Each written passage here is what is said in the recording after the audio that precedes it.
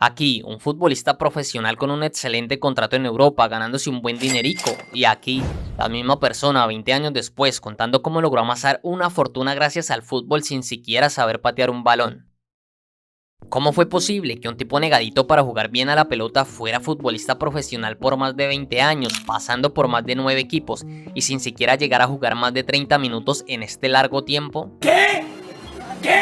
Carlos Enrique Raposo, alias Kaiser, nació el 2 de julio de 1963 en Río Grande del Sur, Brasil. No entraremos mucho en detalles acerca de su niñez por una sencilla razón: hay poca información al respecto, casi nada.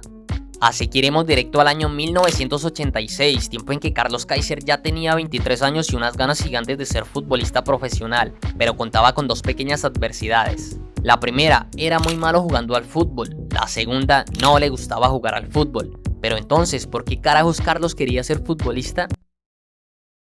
El interés del Kaiser hacia el fútbol era netamente económico. Sabía la lujosa vida que podía darse un futbolista profesional, y haciendo caso omiso a sus falencias futbolísticas, remaría en contra de la corriente para poder darse la vida que deseaba. Para ese tiempo el Kaiser tenía un muy buen amigo de nombre Mauricio, futbolista estrella del Club Botafogo de Brasil, y donde cualquiera vería una linda amistad, Carlos Kaiser vería una gran oportunidad, así que convence a su amigo Mauricio de ayudarle a conseguir un contrato como futbolista en el Botafogo, y como si fuese una orden, a los pocos días Carlos Kaiser firma su primer contrato como futbolista. Este no cabía de la dicha por semejante logro y por el dinerico que se iba a embolsillar, pero acechaba un problema.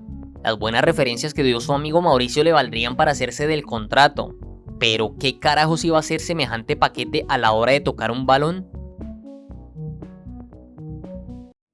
Pues tranquilos, porque lo que tenía de paquete se quedaba diminuto al lado de su astucia, y el Kaiser ya tenía un as bajo la manga. Sabía que si intentaba jugar al fútbol iba a exponer su carencia de talento, algo que no podía permitirse. Ya tenía orquestado el plan, fue nomás dar unos cuantos pasos en su primer entrenamiento y ¡pum!, lesión muscular. Pues pasa que en aquellos tiempos los equipos de fútbol no contaban con resonancias magnéticas, por lo tanto el dictamen final de una lesión pasaba por la opinión de los mismos jugadores. Ellos eran los que decidían si estaban listos o no para jugar, cosa que favoreció enormemente los planes del Kaiser. Pero la viveza de este farsante iba más allá.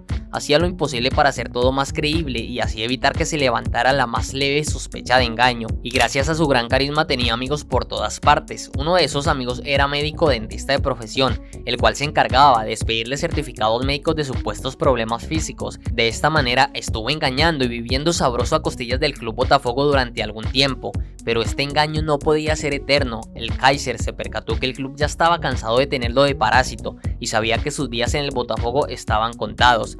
Pero increíblemente, casi un año después de haber firmado su primer contrato y sin haber jugado un solo partido, firma un segundo contrato, nada más ni nada menos que con el Flamengo de Brasil. ¿Pero cómo lo hizo esta vez?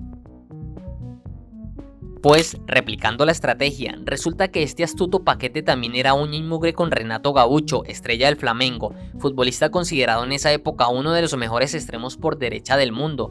Gracias a él, Carlos Kaiser iniciaba una nueva etapa más renovado que nunca. Renovación que consistía en ampliar la manera de engañar, pues fue en este tiempo que sus dotes de actor sumado a su gran carisma lo llevaron a ser conocido fuera del país y a ser contratado más adelante por clubes de México, Estados Unidos y Francia. Y volvemos a la misma pregunta, ¿pero cómo carajos lo hizo? Pues cuando Kaiser llegó al Flamengo hubieron tres cosas que hizo extremadamente bien: ganarse a todo el mundo con su forma de ser, soportar patadas y hablar solo por teléfono. Ya he mencionado infinidad de veces el carisma que desbordaba el astuto paquete, cualidad que utilizaba inteligentemente para ganarse la confianza de sus compañeros de equipo y prensa. La amistad con sus compañeros era única, salían de fiesta y Carlos el estafador era quien cuidaba celosamente los intereses de sus amigos futbolistas. Él era quien evitaba que se metieran en problemas, quien evitaba que fueran estafados por mujeres interesadas. Él era su protector, de paso su chofer, ya que el Kaiser evitaba el alcohol, y gracias a esta labor sus amigos futbolistas hablaban muy bien de las habilidades futbolísticas del Kaiser, aún ya sabiendo lo malo que era. Este mismo carisma lo aplicó con la prensa, era el único jugador que daba largas entrevistas, siempre fue muy respetuoso con los medios y además algunas veces daba información privada del interior del equipo, cosa que los periodistas agradecían escribiendo artículos hablando muy bien de él. Aunque esta no fue la única estrategia que utilizó, ya que en varias ocasiones dio algún dinerico a periodistas a cambio de sacar escritos en sus revistas, mostrándolo como un crack a quien las lesiones no lo dejaban despegar. Si algo se puede rescatar del Kaiser es su profesionalidad a la hora de engañar. Para él ya no era suficiente hacerse lesionado y llegar con certificados médicos. Él quería evidencia física que hiciera mucho más creíbles sus supuestas lesiones. No quería dejar espacio para la más mínima duda, y si le ocurrió una dolorosa pero magnífica idea. Tan pronto iniciaba el entrenamiento, le pedía el favor a alguno de sus compañeros que le diera una fuerte patada, que le provocara como mínimo un moretón y así poder ir directo a enfermería. De esta manera lograba su cometido de una forma dolorosa pero efectiva. Sí, efectivamente, hablar solo por teléfono. Cuando el protagonista en cuestión sentía que las directivas y el técnico estaban hartos con sus supuestas lesiones, tomaba un teléfono como estos, se acercaba disimuladamente a algún directivo y empezaba a conversar telefónicamente con directivos de equipos europeos, los cuales estaban hambrientos por contratar sus servicios. Eran varios minutos de conversación en los que el Kaiser recibía jugosas propuestas para emigrar al fútbol europeo. Por supuesto, todo era una mentira porque al otro lado de la línea no había absolutamente nadie. Y es que técnicamente era imposible por una sencilla razón: el teléfono con el cual Carlos montaba su teatro era de juguete, pero aún así esto servía para poner a dudar a los directivos y técnico, quienes después de escuchar semejante conversación sentían temor de dejar ir por la puerta de atrás a un mega crack. Un punto más para la astucia del Kaiser. Gracias a este nuevo repertorio consiguió ser contratado internacionalmente, primero en un club mexicano y después en Estados Unidos, inflando aún más sus bolsillos. Pero su estadía fuera de Brasil fue corta. Casi 2 años después de su partida regresaba nuevamente a un club brasileño, esta vez al equipo Bangu, pero aquí no la tenía nada fácil porque a pesar de su contratación ya se sospechaba de sus mentiras, ya se escuchaban habladurías de la farsa que venía montando desde el inicio de su carrera.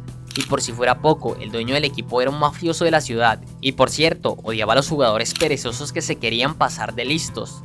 ¿Sería este el fin de su gran estafa? Llegó el día del posible debut del Kaiser. Este se encontraba en la banca de suplentes, algo nervioso porque sabía que su entrada al terreno de juego era inminente. Tenía una gran hinchada viendo el partido, el mafioso también se encontraba presente. Kaiser sabía perfectamente que simular una lesión más no era una opción. De repente su técnico lo manda a calentar. Mientras hace ejercicios precompetitivos, los segundos se hacen escasos y todo indica que su farsa se destaparía de la peor manera. Pero instantes antes de entrar se le ilumina el coco a nuestro astuto Paquete y enseguida se casa a propósito en una discusión con un hincha del equipo contrario. Discusión que pasa a la agresión física. Por esta actitud, el juez no tiene de otra que expulsarlo y nuevamente el Kaiser consigue su cometido, pero aún le faltaba sortear el enfado del mafioso, quien tan pronto como pudo se acercó a reclamarle por la expulsión tan patética que acababa de presenciar, a lo que Carlos respondió que todo sucedió porque el hincha lo estaba insultando a él, tratándolo de mafioso y traficante, y él no podía permitir que insultaran a quien le estaba permitiendo jugar en su equipo. Obviamente todo esto fue inventado por Kaiser, consiguiendo que el mafioso se sintiera halagado y premiando a su jugador estrella con 6 meses más de contrato. Después de su paso por el club Bangu consiguió contratos en 4 clubes más, 3 de ellos brasileños y 1 en Francia, en cada uno de estos repitiendo las mismas estrategias. En el último club que se le vio jugar, en el último club que se le vio no jugar fue en el Vasco da Gama. Carlos Kaiser es un caso único sin llegar a ser un ejemplo a seguir, pero cabe destacar sus habilidades. No cualquiera consigue vivir a costa del fútbol por casi 20 años a punta de carisma y astucia. Sin duda fue un futbolista sin igual. Después de su jubilación se dedicó a ser entrenador personal. Yo no lo sé, pero a mí me huele a estafa. Si te ha gustado esta loca historia, deja tu like, me ayudarías un montón.